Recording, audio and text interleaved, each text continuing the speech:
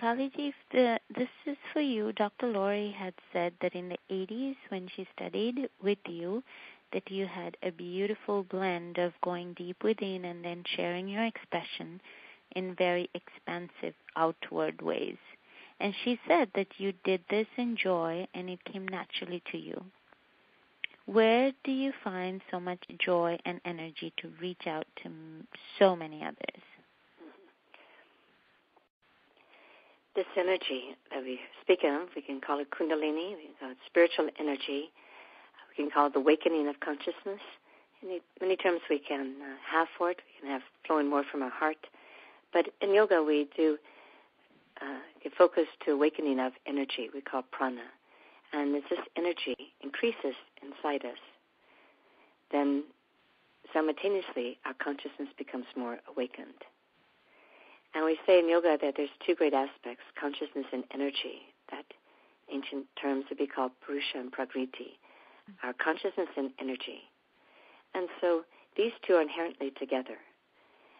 And as we awaken this inner spiritual force inside, the awakening that takes place is transformational.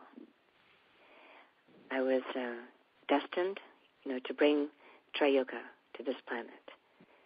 Ever since a child, I knew there was something coming. Of course, I had no idea it would be something like this, into this nature. I don't think anyone could ever imagine it, because even when it occurred to me, I never heard of it before. That is, being able to sit in meditation and not only have the energy give a few movements, which is more common, because that energy does create spontaneous movement all the time. I mean, it's creating all of our movement, basically.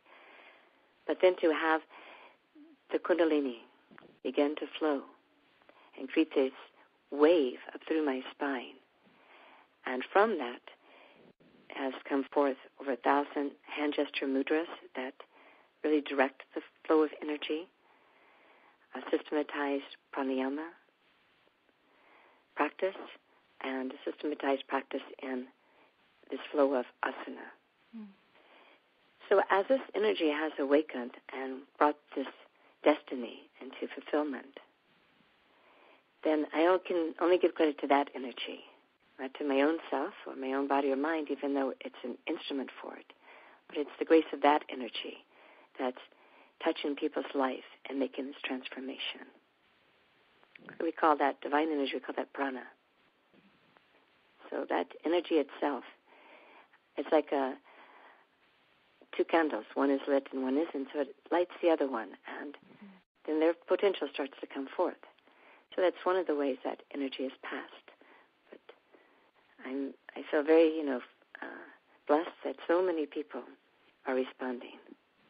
But again, I'm the one who's living the experience of it flowing through, and also taken me by surprise in 1980 when it began. As I sat in meditation and my body flawlessly moved through asana, pranayama, and mudra, through these ancient techniques that I was not practicing.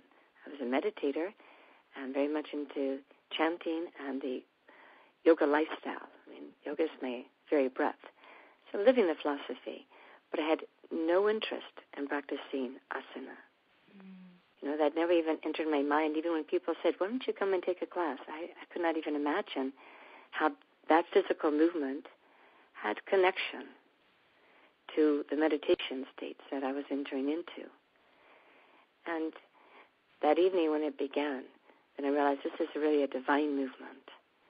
And it's a way to truly bring into harmony all those layers that was just mentioned by Dr. Laurie, the physical, you can say the emotional, the mental, intellectual, the spiritual.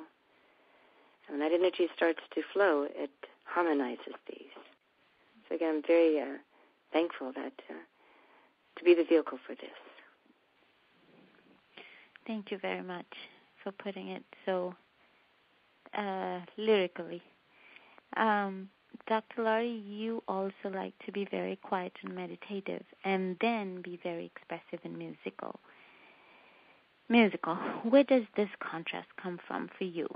Really, it's very similar to what Kaliji just spoke of. It's the life force and it's nothing that I plan or knew would be my way of sharing, but through the grace of the universe, through the grace of love, because my experience comes through my heart mostly, what I found is that what needs to occur and where I need to be taken to serve and share happens, so that the forces of surrender, which could be called consciousness, that state of all awareness of what is, and the force of creation, that which keeps consciousness going into form and having its expression among beings in duality, happens. It takes place. And when we surrender to that, the grace of that will use us when we give our gratitude to that as some kind of vehicle, as some kind of vessel for that and service. And like Kaliji said, we don't know what it will be, what our role will be. We find that out through the surrender, through our heart, through our soul, through our whole being to that force, that grace that comes through the universe, which comes to cleanse people, which comes to open and assist people, which comes to help evolution occur. And it really is that we are just being utilized from that beautiful force of, we could call it God. There's a million different names it's called in so many different religions and paths, and they're all beautiful names and they're all valid.